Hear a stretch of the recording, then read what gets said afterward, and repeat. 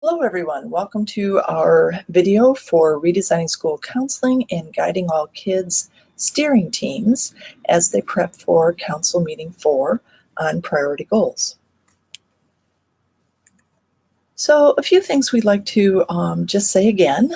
We've had some questions in these areas and we just want to make sure that everybody's kind of has a clear understanding of these things. One is the term goals. We want to really emphasize that when we use the term goals, we're really talking about all of the choices that we want students to make so that your school can move as a community towards your vision. So I think when you think about student goals, if you just think these are student choices, our goals are student choices, and maybe even take the word goals out and just refer to these things as student choices. What are all the choices that you want kids to make so that they can be wildly successful?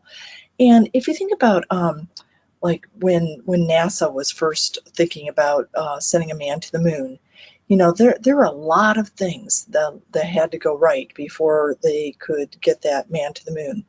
And they were not all things that were going to happen immediately or in the coming year. You know, there were some things that had to happen like 10 years from now in order to get everything in place so that astronaut could get to the moon.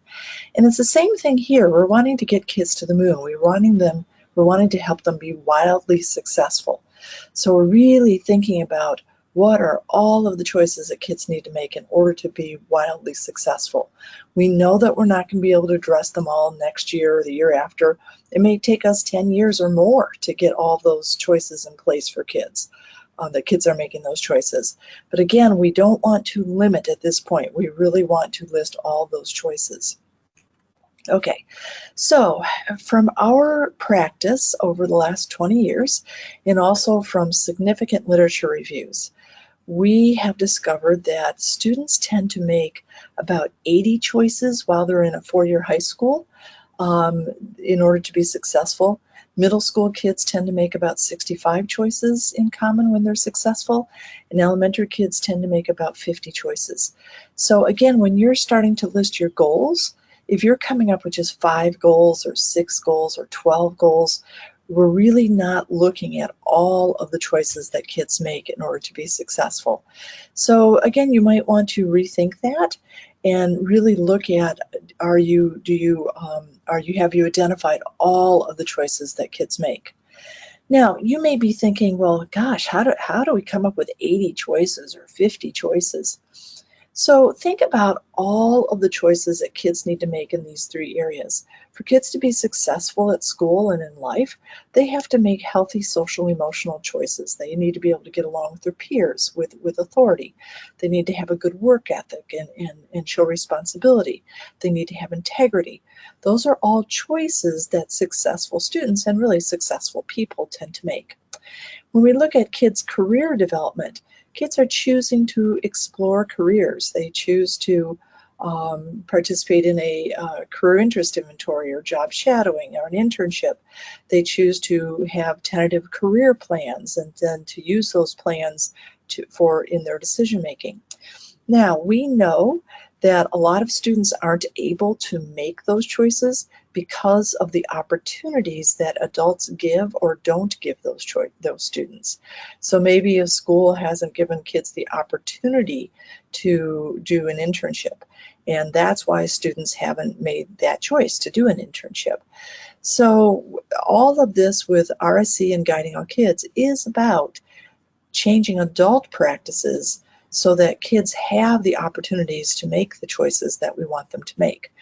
So while we're talking about student choices, we understand that educators and parents and community members often limit the choices that students are able to make. And that's what this program, Guiding All Kids in RSC, that's what we will address.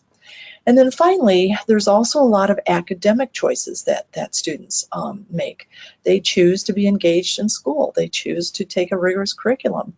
They choose to explore post-secondary options, make post-secondary plans. They choose to start saving for their post-secondary. So that's those are all choices that kids make. And again, it's adults that sometimes limit those choices. You know, we don't provide all students with a chance to enroll in a rigorous curriculum, or we don't make our instruction engaging.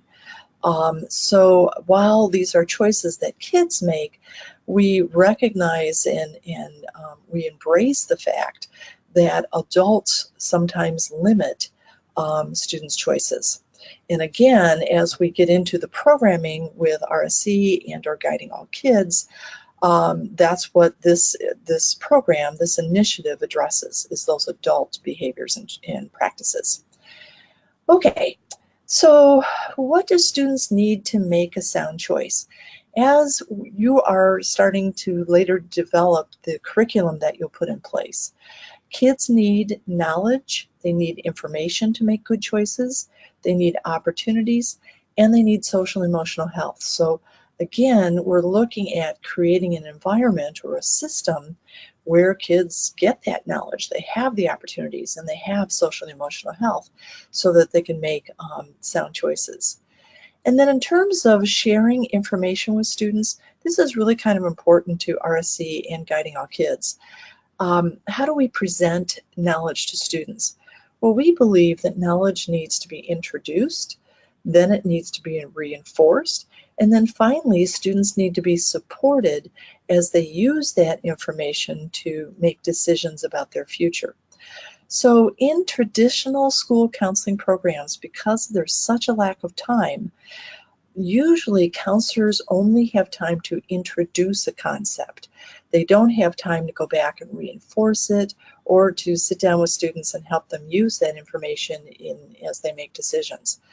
So in RSC and Guiding All Kids, when we start to take away non-program activities from counselors, and when we start to bring other activity providers to the table, like teacher advisors, community members, parents, that gives us the time we need to introduce and reinforce content before we ask students to use that content to make decisions.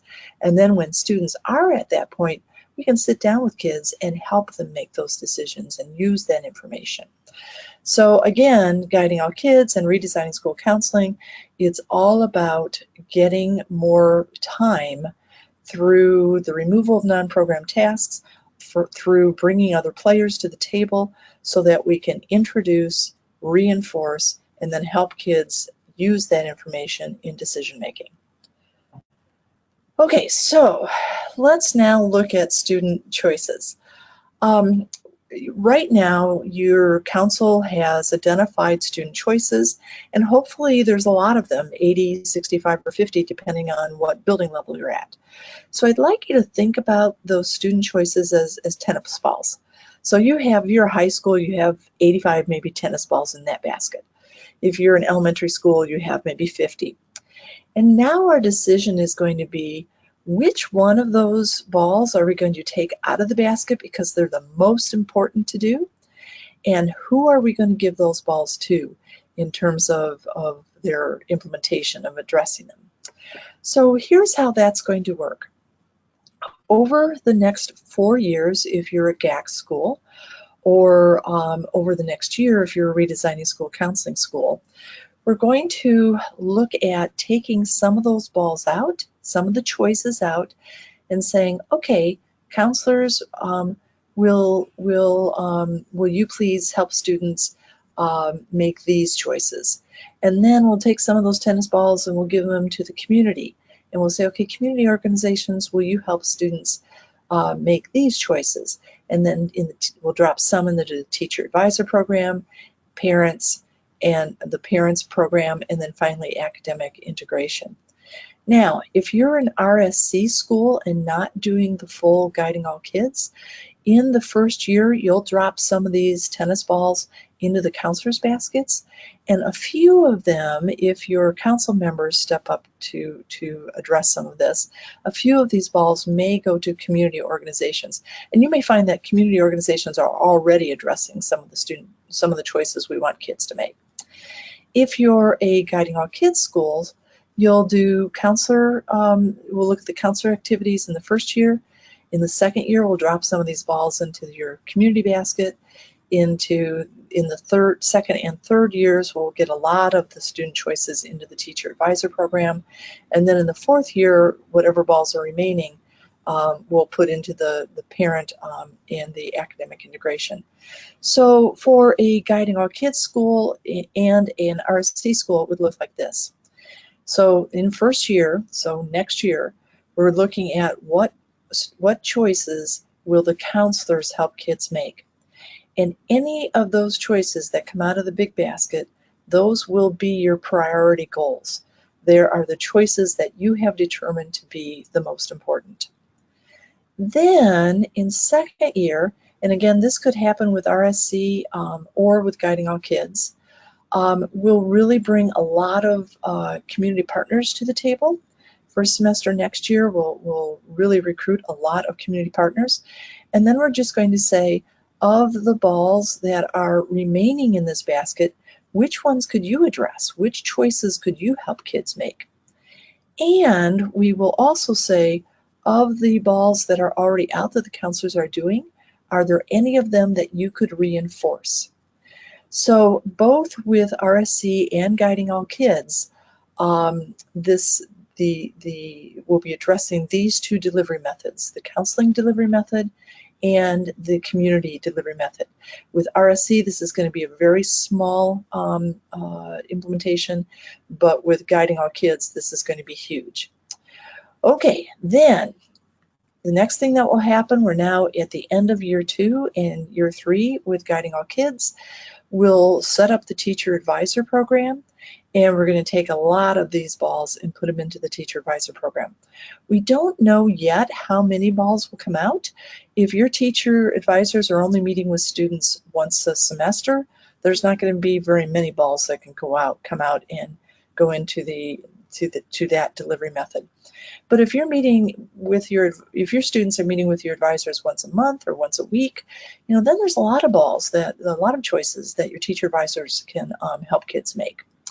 So, and then 2, your teacher advisor program may be reinforcing student choices that are already out that the counselors are delivering. So, and then just looking at RSC schools, if you already have a teacher advisor program, which we know some of you do, you can drop some of those balls right into the teacher advisor program that you already have. If you're a GAK school, we're going to develop this. We'll be training your advisors, teaching them about things like the limits of that confidentiality, about how the referral system will work if you're beyond those limits. Active listening. Will be training your teacher advisors and then really developing this program in year 2 and 3 of the GAK initiative. And then finally, in GAK, whatever balls are remaining will drop into the to the parent advisor program where parents are advising their children, and then also into academic integration. So after we've done all that, likely there's going to be a few student choices that are still not being addressed. And even after 4 years or 5 years or 6 years, there still may be choices that we want kids to address. So again, both RSC, our 1-year program, and Guiding All Kids, the 4-year program, are addressing what counselors are doing and what the community is doing. GAK schools will do a whole lot more on this.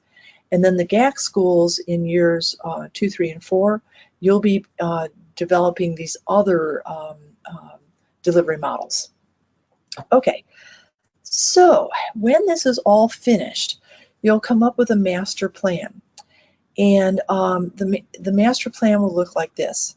For each priority goal, you'll be listing the goal to increase the percentage of free and reduced students who, and I'm seeing a typo here, my apology, this should say who submit a FAFSA. And then at a later meeting, not this month, but actually next month, we're going to come back with the council and we're going to say, okay, what are we going to count to evaluate this priority goal?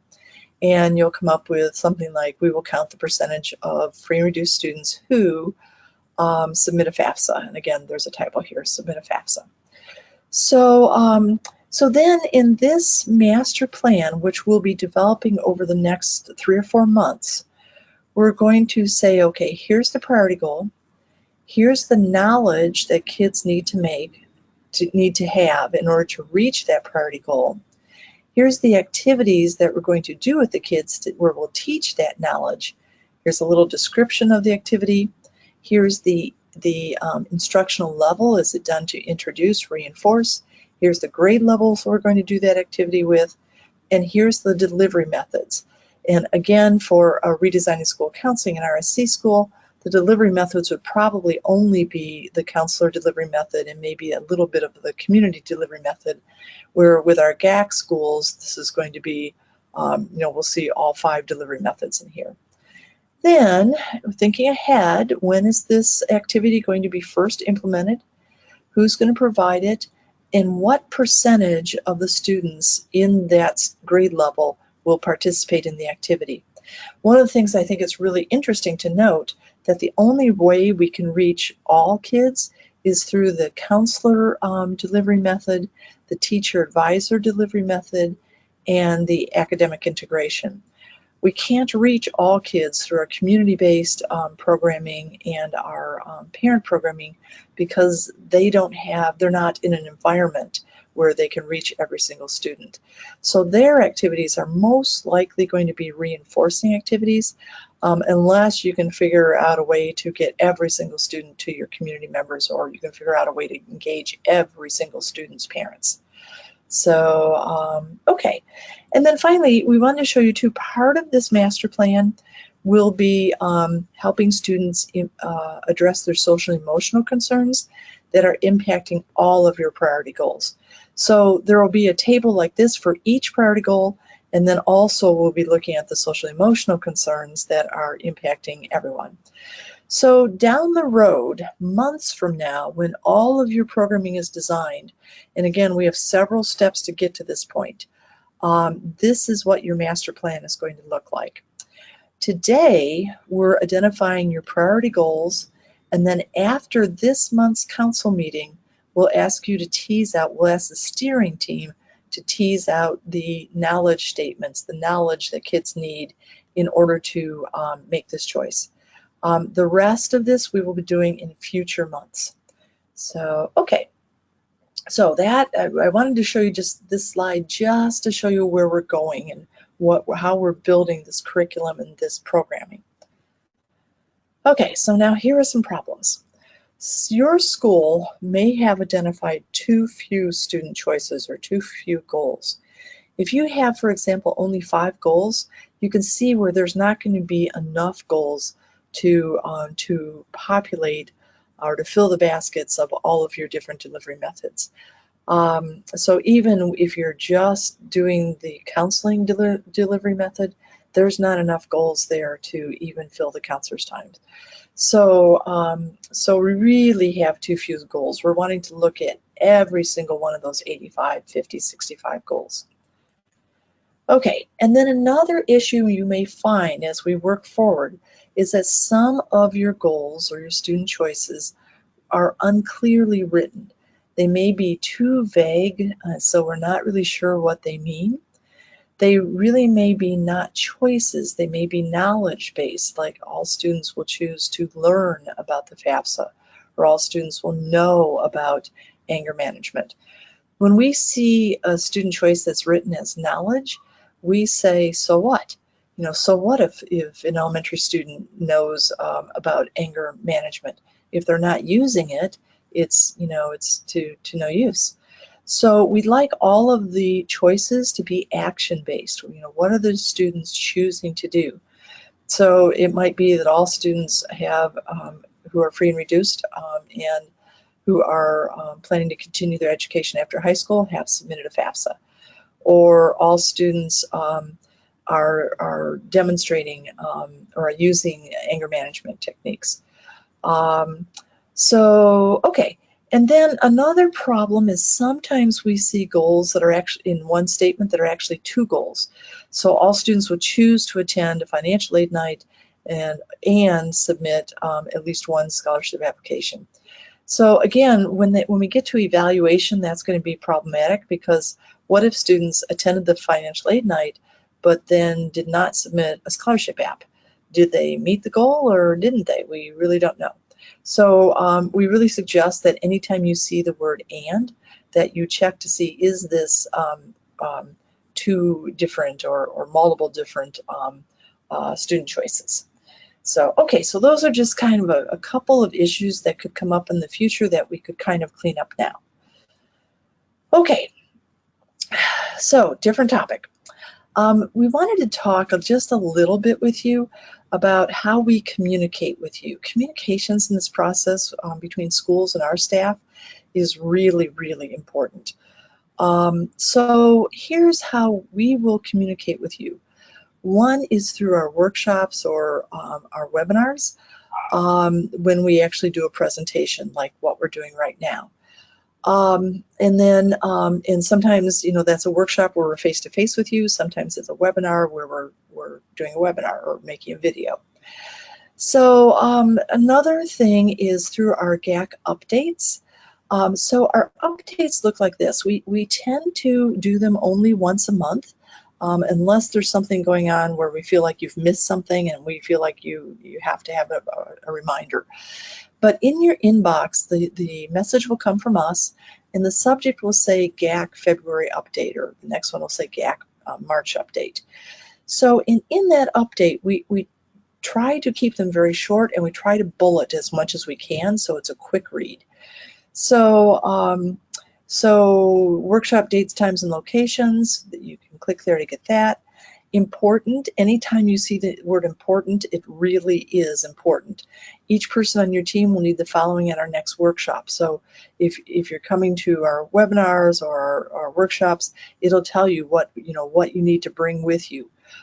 So for our last workshop with GAK schools, for example, you know, we asked you, we sent this out a couple weeks or a week prior to your meeting. We also gave you a reminder the day before your meetings, the workshop, to bring the time use summary reports and the goal summary report.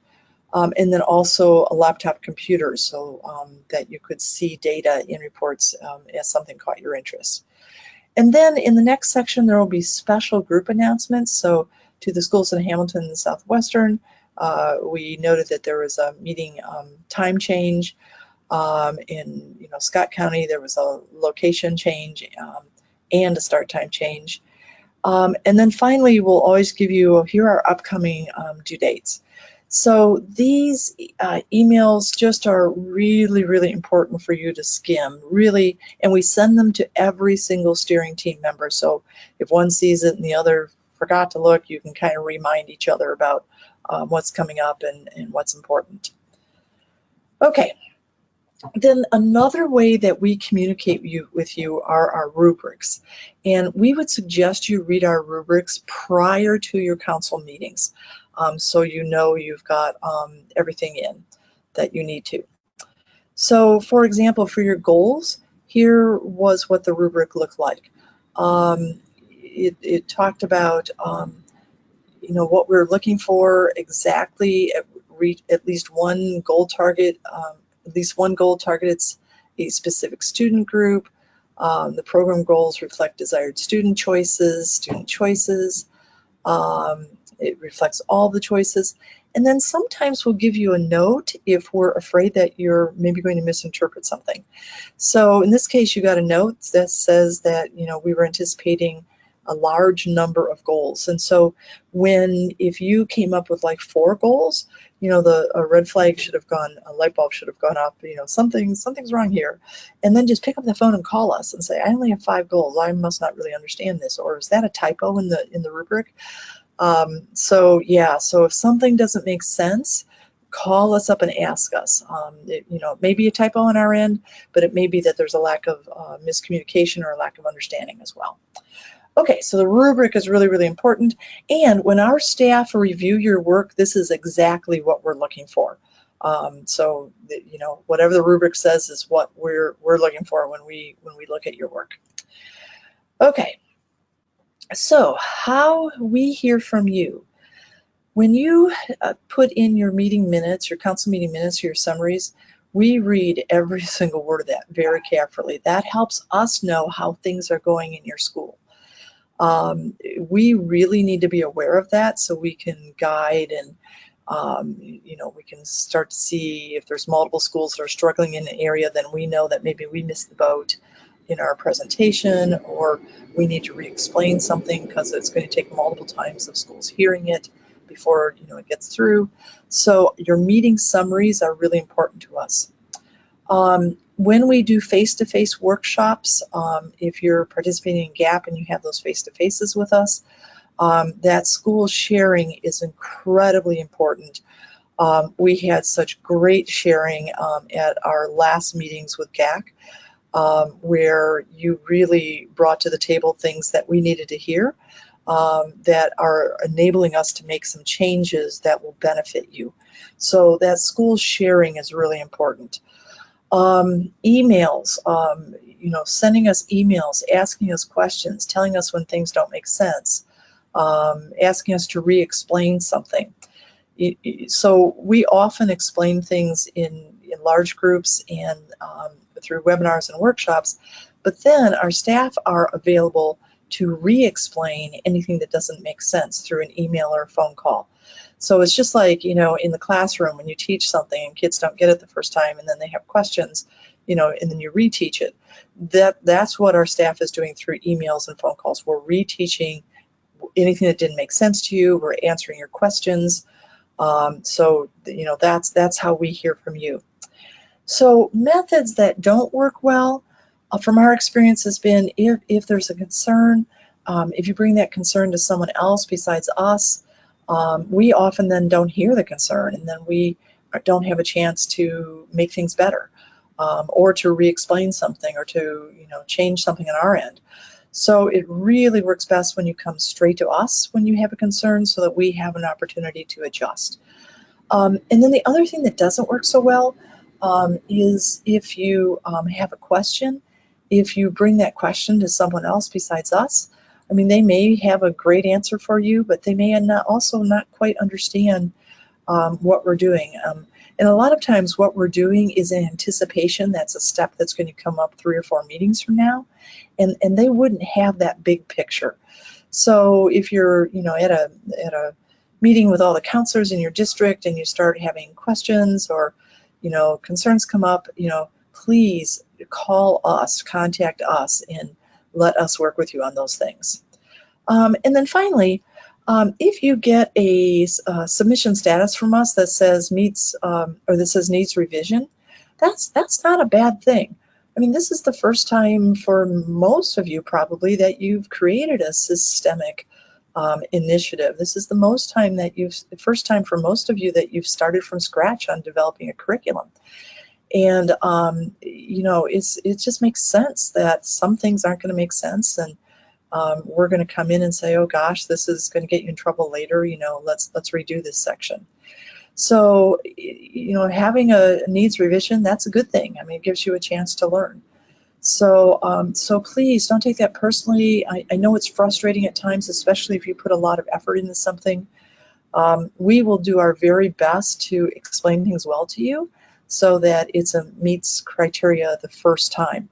And again, if you're engaging in the workshops and reading the updates and reading our rubrics, and then if you're talking to us, so we're listening to you and able to hear you, we think that, and our experience has been that then the very first time you submit something, it's going to get a meets criteria.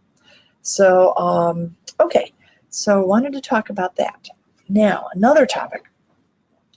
We also wanted to just touch on this. We've had some questions on this. In terms of the way that we design your council meetings, they are really set up to be Socratic seminars. So what's a Socratic seminar? That's an instructional method that teachers often use in the classroom, where you give folks a question or prompt that's designed to elicit multiple perspectives. And because of the different perspectives that are on your council, when the questions come out right and you've got those different players at the table, there will be multiple perspectives that come out. Also, in a Socratic seminar, there are numerous answers that can be correct. And the questions are designed to be thought-provoking, and the group has to synthesize their ideas, and in our case, they need to reach consensus about the question. So our council meetings are designed to elicit thought.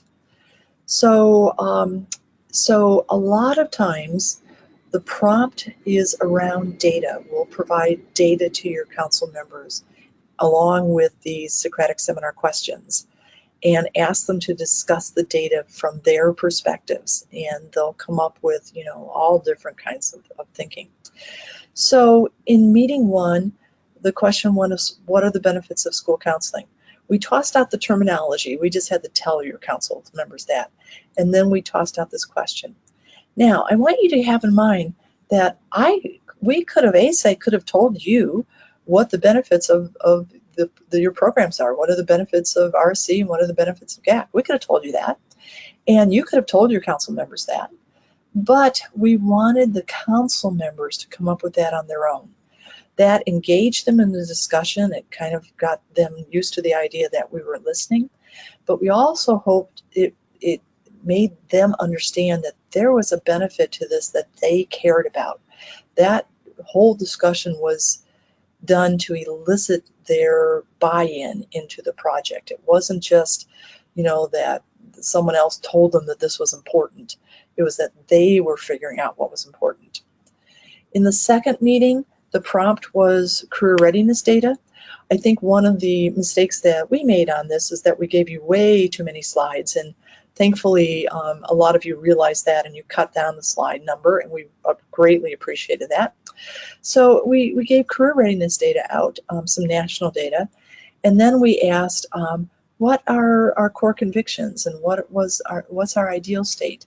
And again, in usually what happens, it may not have happened at your school, but usually what happens is that the community members on your council start to stand up and think about, you know, and say, oh yeah, we need our future employees to be career ready, and right now they're not. And they'll tell you all about that. And then sometimes there's actually a little bit of conflict that where, you know, educators are starting to say, you know, that's all nice, and we want to prepare kids for employment. We want them to be successful in the jobs that they have in the future. But we have this other reality. We have to get kids ready for state tests and for their SAT.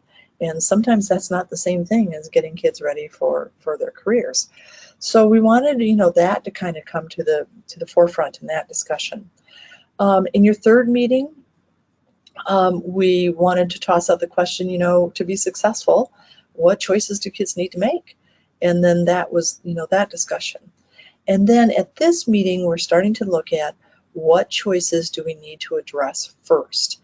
We'll start with the counselors and what choices they're going to address, and start out with that. And then the next meeting, we're going to say, you know, why aren't kids making those choices? And we'll bring out all kinds of root cause data. And then finally, we'll look at what activities should the counselors be implementing, and we'll give your council a way to research different activities that counselors could be doing. You may find that you want to keep the activities that you're doing now. There's nothing wrong with that. And you may find that there's some other activities that maybe would reach kids in a different way that you would like the counselors to add into their programming. So, okay. So another thing about your council meetings, and again, I know I'm covering a lot right now, but this is critically important. The design of our council meetings is very carefully sequenced. We're working to bring everybody to the same knowledge level before we start discussions.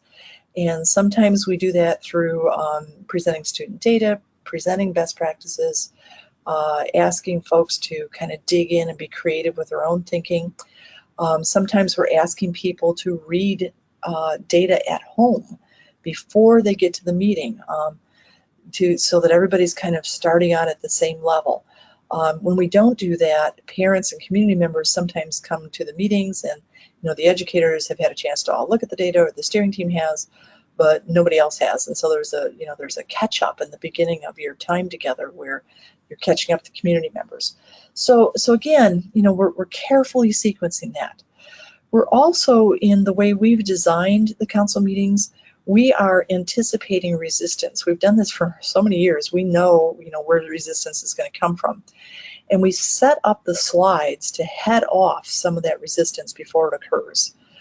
And so what we're trying to do is to present those prompts for discussion at just the right time. Everybody's on the same page. Everybody has the knowledge they need. We've taken care of some of the resistance before it's going to happen, and we've presented that prompt at just the right time.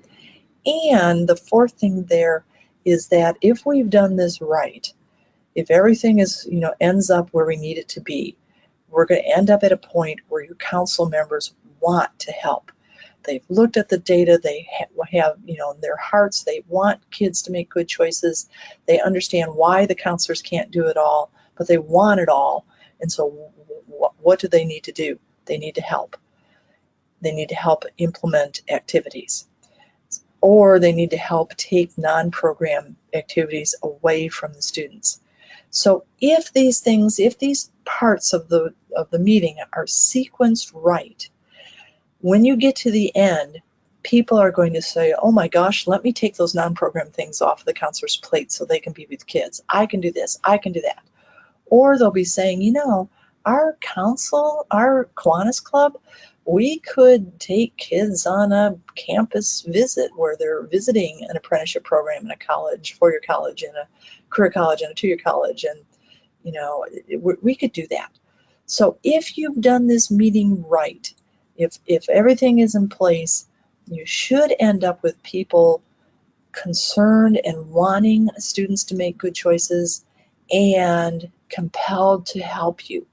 That's where we're wanting to be in this meeting. And again, I say that because I know that some of you will choose to redesign our focus, our agenda for this meeting, or adjust our slides, and that's fine. We want you to have the freedom to do that. But we also want you to think about these four things. Does everybody have the same amount of knowledge so that everybody's coming in equally able to talk? Have you anticipated resistance and headed off before it happens? What are people going to be afraid of losing or afraid of? Headed off before it happens. Are you presenting that prompt at just the right time? And if you've done everything well, are people going to be just beating down your door to help you enable students to make these choices? Okay, very key point. Things to consider if you're going to use some other agenda for your meetings than what we're providing. Okay, the steering team meeting design, what we're doing right now, we have so limited time with you that we don't have the luxury of using Socratic Seminars with you or helping you discover things. So a lot of times we're just telling you things, and I know that can be kind of boring at times, and but it's fast. It's not the best instructional method, but it's fast. So our goal for our steering team meetings or our webinars, like what we're doing right now, is to prepare you to implement the next council meetings. We'll usually do a meeting walkthrough. We'll usually provide tips. We'll go back and address anything that's come up in a large scale that maybe hasn't even considered you haven't even considered yet, that other schools are asking about. So then that said, we do want you to know that we are experimenting with how we bring this information across to you. This video right now is a big experiment. I'm covering everything that I would normally cover in a workshop, where I'm hoping to keep this to less than an hour. But again, if you decided that you needed to go back and kind of repeat or have another walkthrough of our workshops or of our webinars, this video will do that for you. Okay, so frequently asked questions. These are some questions we've had from schools since our last meeting. When are we going to talk about social emotional, especially in this day and age with all of the mass shootings in schools and everything else that's going on? Your communities know that social emotional health is extremely important in your community. And because we haven't talked about it yet, and because there seems to be a sense of urgency in your communities, we know that people are afraid that we're leaving it out.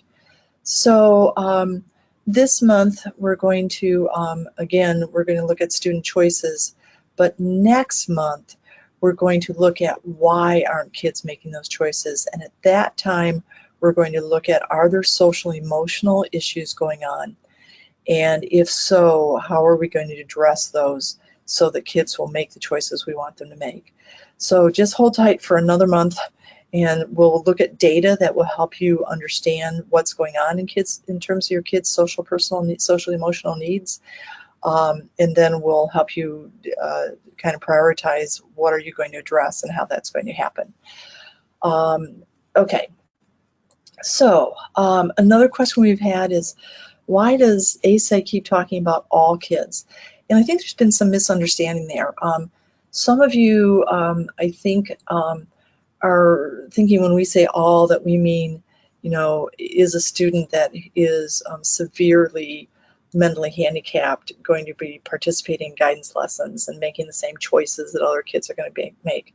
And of course, that's not what we think. When we say all, what we're talking about is this.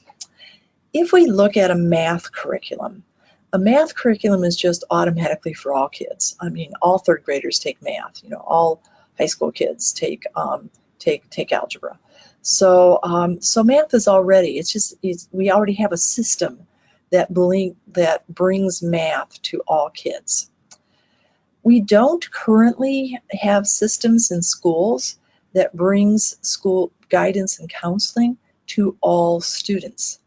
In a traditional school counseling program, most of the activities are optional.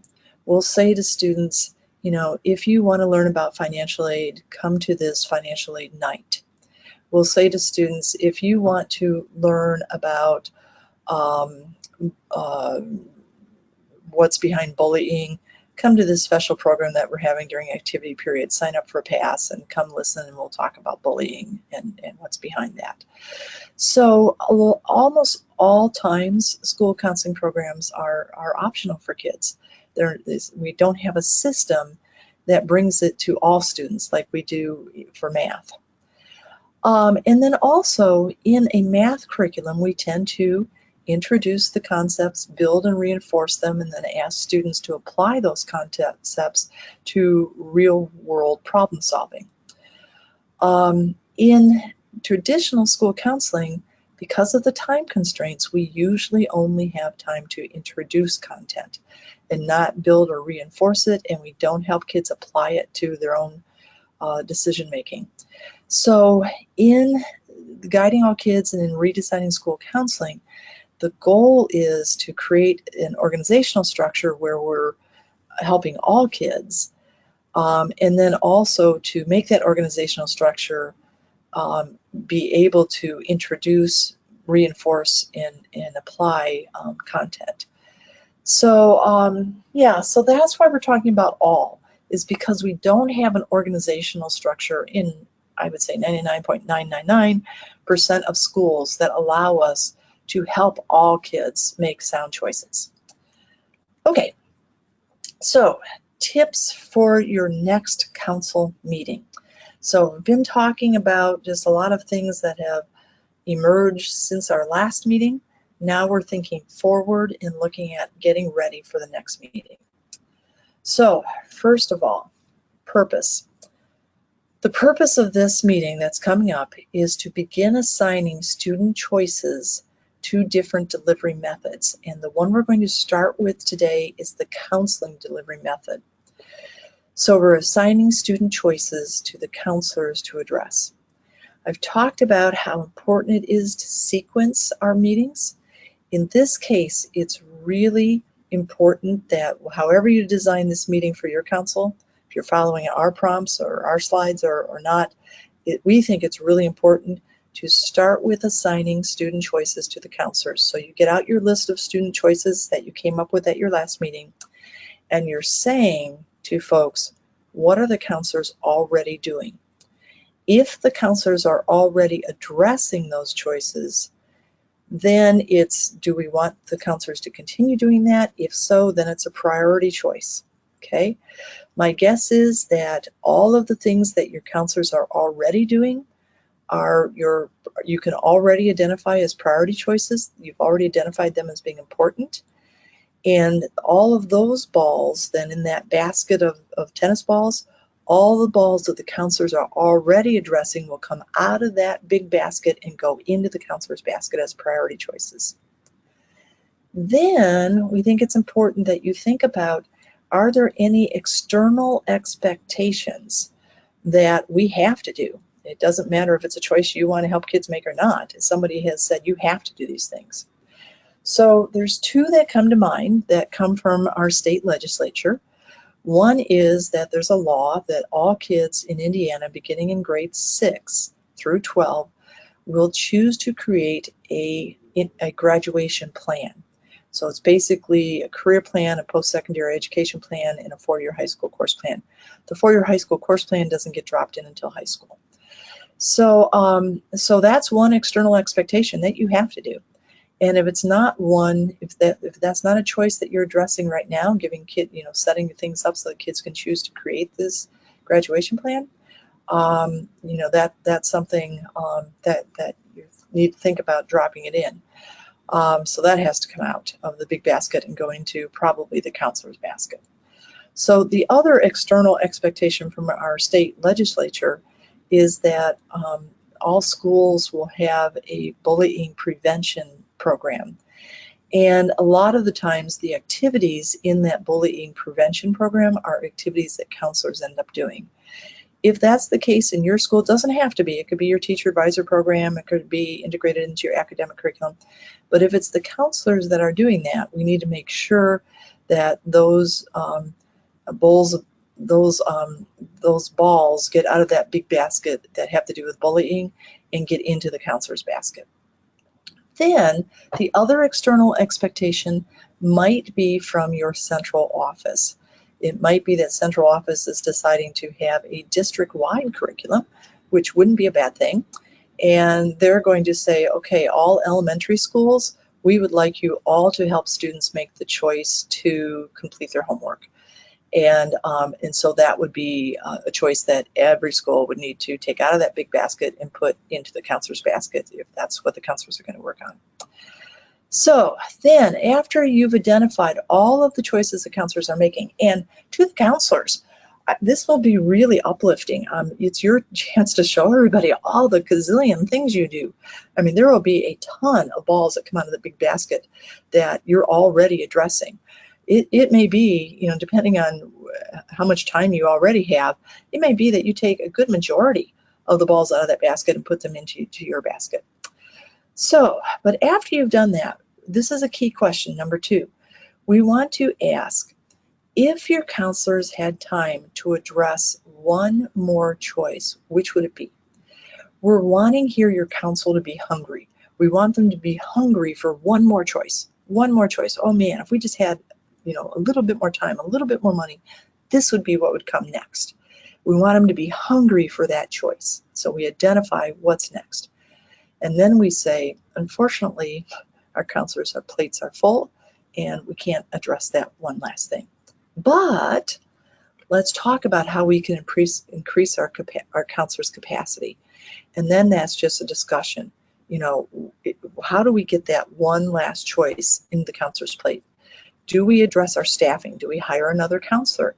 Do we bring in an intern? Are we addressing staffing? Now, a lot of times I have people roll their eyes when I talk about hiring another counselor, and all of our initiatives are designed without the anticipation that there will be additional staff. However, we have had, maybe every year, every other year, a school that has said, oh my gosh, we had a big company and they said, how much would it cost to hire another counselor? And they said, okay, we'll write you a check. So you just never know. So we want to put that out there. Maybe somebody will step forward. Who knows? So another thing, the most likely thing, is that counselors will say, I could build my capacity if you took my non-program tasks away. So counselors, this is your chance to say to everybody, here's all of the non-program things that I'm doing. And if you could get rid of those, I could take that one more ball and that one more student choice and help kids make it. So So this is a place where we would suggest you bring in your time task log. We also would suggest that you bring in a list of your non-program activities, because we think your counsel's probably going to say, well, yeah, we'd be happy to help you, but what are you doing that we could help with? And then you've got your list of non-program activities ready to go. Another thing that you could say, counselors, is, we could address that one last ball if we had more money. Or I'd love to address that one last student choice, but I'm going to need professional development in order to do that well. So what's limiting your capacity as a counselor? That's a discussion with your counsel, and then you're coming up with an action plan to do whatever, to address whatever the capacity limiter is. Okay, so that's how we're kind of thinking about the sequencing of this meeting. And again, our slides will take you through that sequence, but if you decide, to use something else or to adjust what we're doing, just make sure, please, that you're doing the sequencing. Again, the most important thing is, before we get to that capacity discussion, we want your counsel to be hungry for just one more student choice, if we just had more capacity, and then we'll talk about how to build that capacity. Okay. So, pre-meeting tasks. Here's a couple things.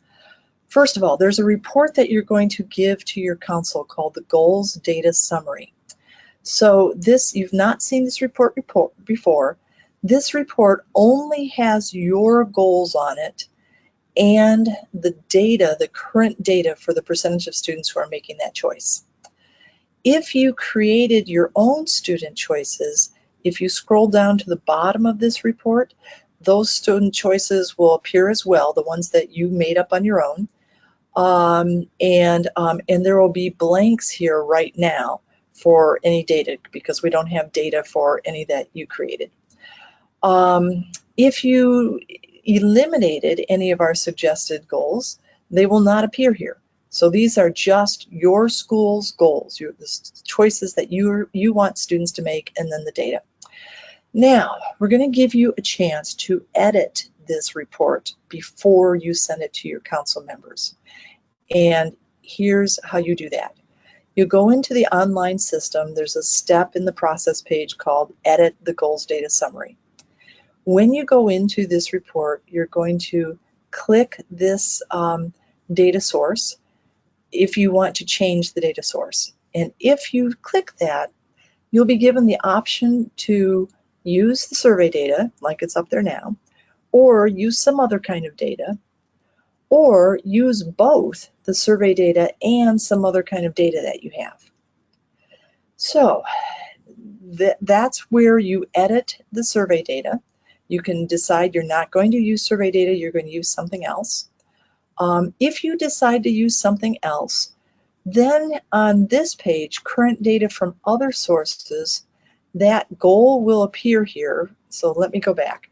If I decide that I want to do almost always turn in my homework, and instead of using the survey data, I'm going to have random check days where the principal gets on the PA and he says, okay, this period teachers write down the names of the students who didn't turn in their homework, and then you compile that list to give you, a sense of, for that period, what percentage turned their homework in. Or in elementary school, it might be, for this day, give me the list of kids that didn't turn their homework in.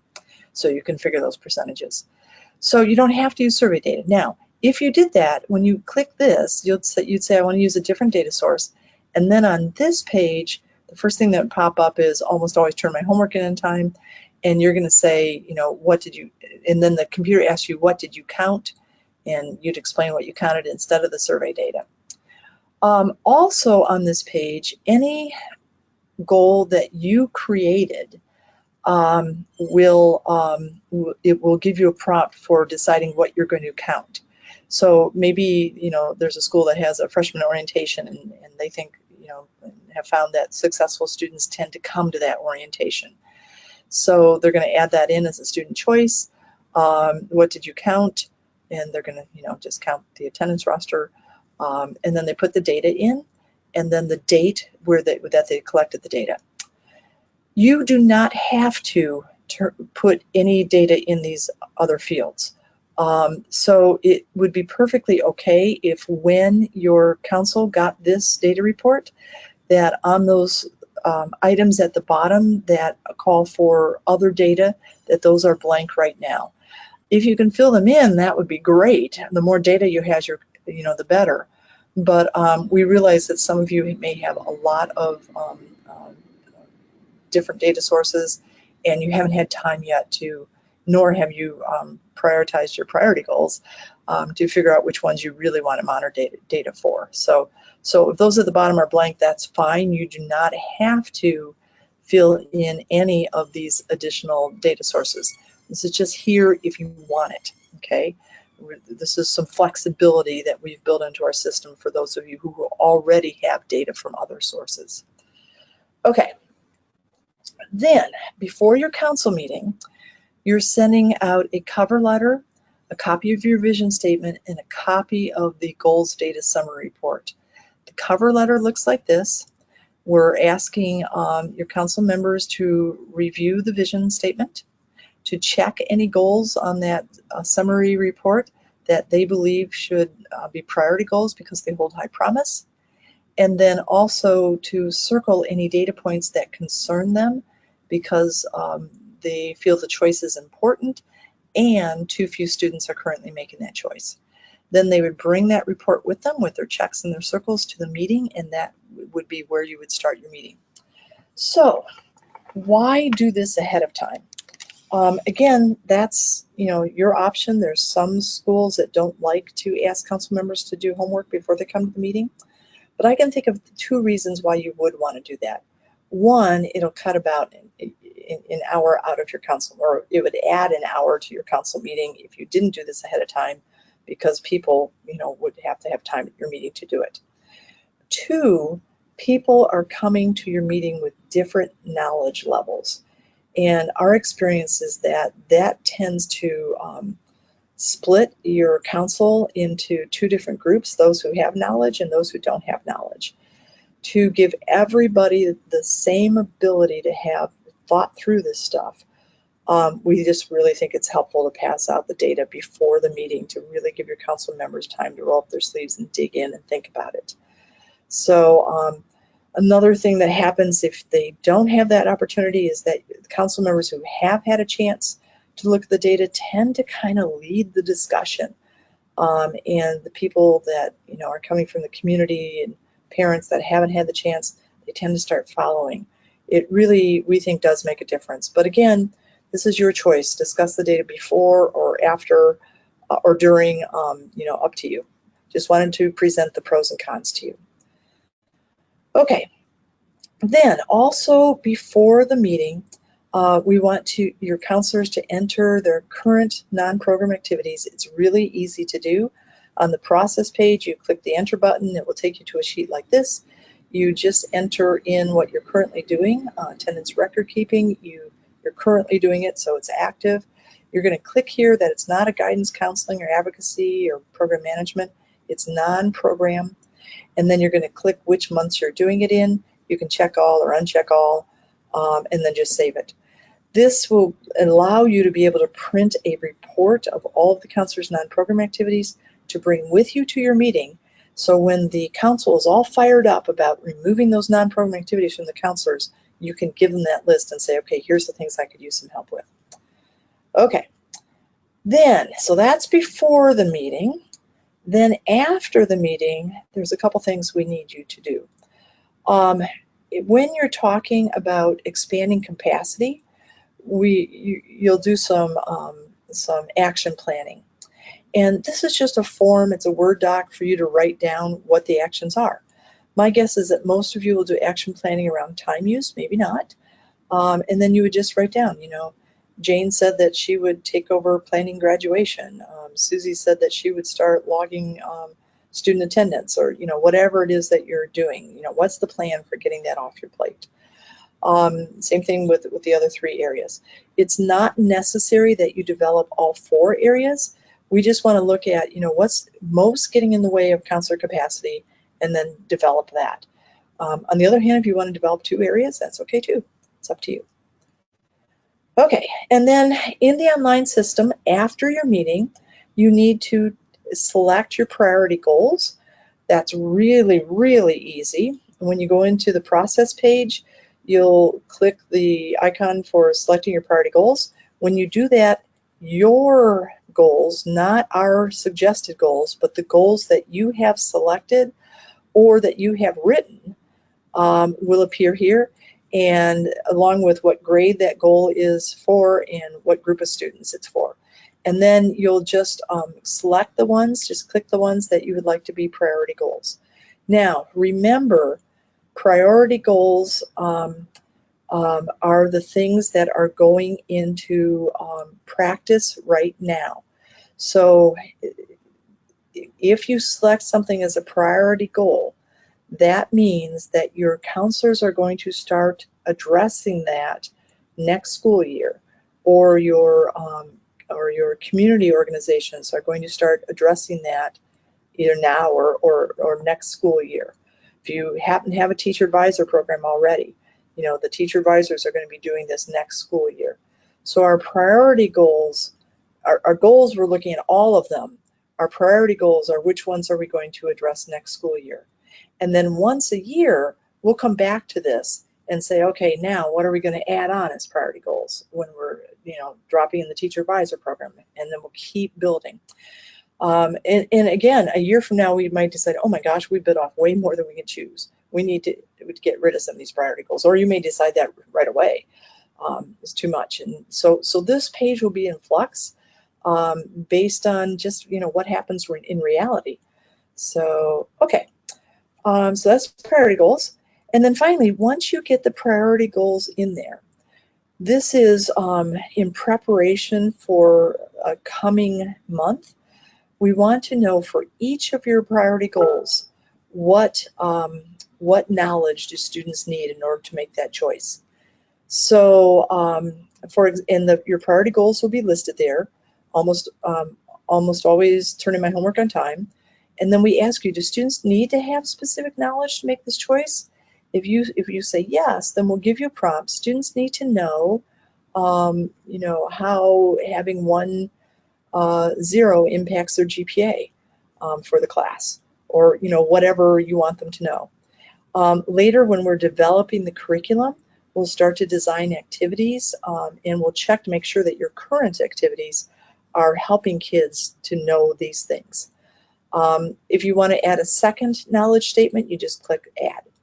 So, and then, you know, just go through all of your priority goals. So only your priority goals, the ones that you're addressing right now or plan to address next year, will appear here. So, okay. Then finally, just like always, send the photo to Instagram or Twitter, put in your meeting minutes. And then one thing we're going to change for the GAK schools is we're trying to simplify things for you. We're going to make this last activity, stages of change and engagement. RSC schools don't have to do this.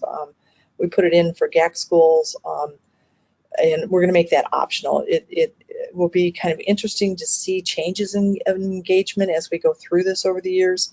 But again, it's just one more. It's something that we felt could be left out without truly challenging the integrity of the process.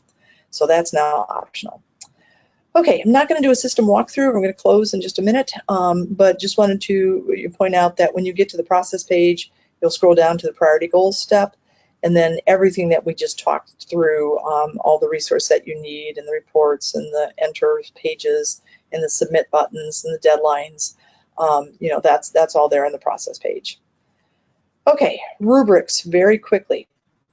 Here's the priority goal rubric. This is what our staff will be checking for when you submit things to us. Each priority goal is clearly written. We should be able to close our eyes and picture the students making that choice. It shouldn't be vague. If we had 200 people in a room and they were all picturing this choice, they should all have the same picture. Each priority goal relates to an action. In other words, we're not just saying what kids are going to know, but we're saying what we want them to do because they know that. What's the action? Each priority goal includes only one goal. We haven't been a grouper and, you know, putting several goals into one. And actually, you know, sometimes that makes schools feel good because they can take 12 goals and, you know, condense them into like 2 if they group them all. But we really want just one idea to be per goal. That's going to help us down the road with evaluation big time. For each priority goal, if it's reached, we'll move the school closer to its vision. So for example, if you have a priority goal that students are going to learn how to play tiddlywinks, and we can't see how that connects to your vision, then we might ask you to explain that. Collectively, their priority goals seem to align with counselor capacity. This is subjective on our end. We probably won't give you a needs revision for that. If we do, it's just because we want to talk about something. So we might give you a needs revision, and then we're going to put a question in that says, have you really thought about how much time this is going to talk if we're looking at every single student being addressed with the curriculum and every single kid making this choice?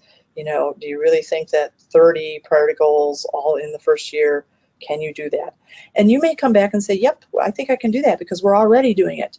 And that's fine. So we're just kind of checking there. The other thing is we may come back and say, you only have 2 priority goals, and our guess is that your counselors are probably already doing a whole lot more than that. Let's chat about this. So if you may get the needs revision with a question in there that we're just trying to kind of clarify. Or our staff may just pick up the phone and call you, and say, let's talk about this number of priority goals. It doesn't seem like to fit what we're thinking. And then finally, at least one priority goal focuses on a specific student group experiencing a guidance gap. So at least one of your goals is going to say to increase the percentage of Hispanic students, so the percentage of free and reduced lunch, some kind of student group that's where you have found a guidance gap. And just a reminder, when you look at your survey data, you can drill down to race, ethnicity, grade level, gender, free and reduced lunch status, special ed status, if the kids' parents have been to college, what kind of grades the kids get on their report cards. So as you're looking for where these gaps are, remember that in the survey report, you can drill down that data to find the gaps. Okay, and then finally, just a note to you in that rubric is that the collection of all of your priority goals is addressing all requirements outside of your school, so federal requirements, state requirements, and this is something that's self-reviewed because while we have a sense of state requirements, we don't have a knowledge of all of the different requirements that your district, or depending on what federal programs that you're participating in, there may be other requirements, or your school. So this is a self-review. Please just check for that. Okay, so that's priority goals. That's the big one. Then your capacity expansion plan.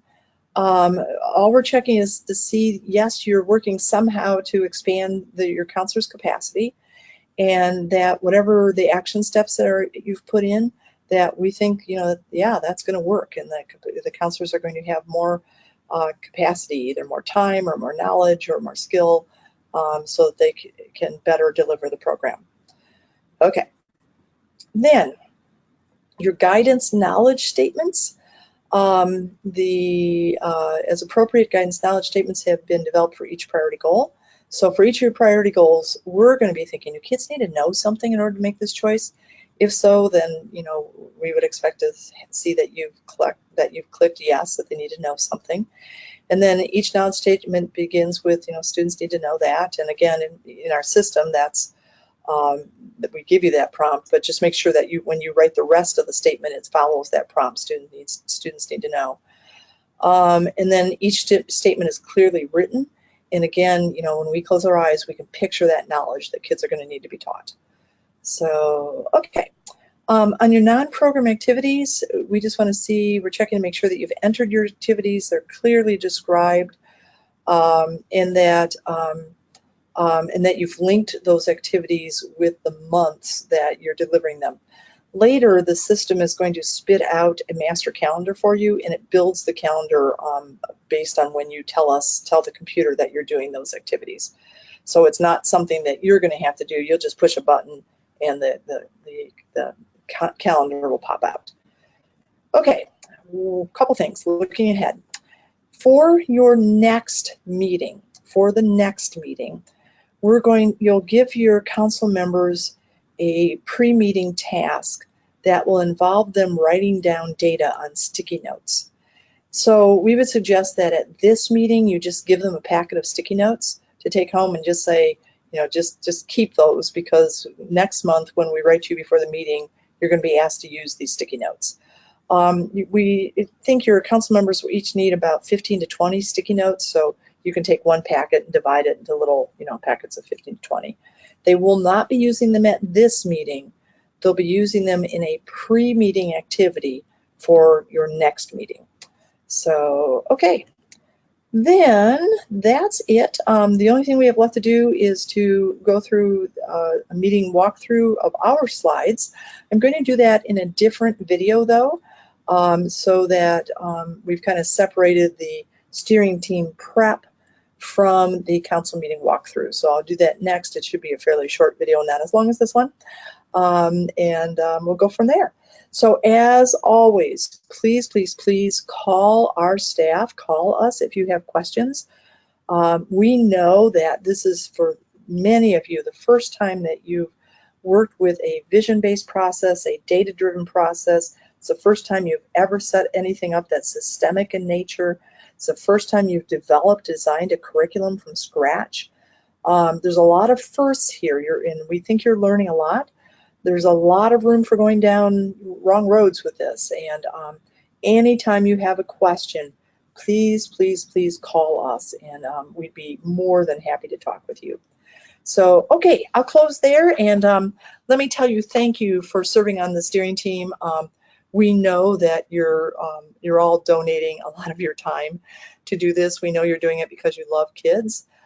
We know probably nobody's going to give you a trophy for doing this, or an extra paycheck or whatever, but we know you're doing this out of the good of your heart, and really on behalf of your students and your community, and on behalf of our staff and myself, just thank you, thank you, thank you for the work that you're putting in.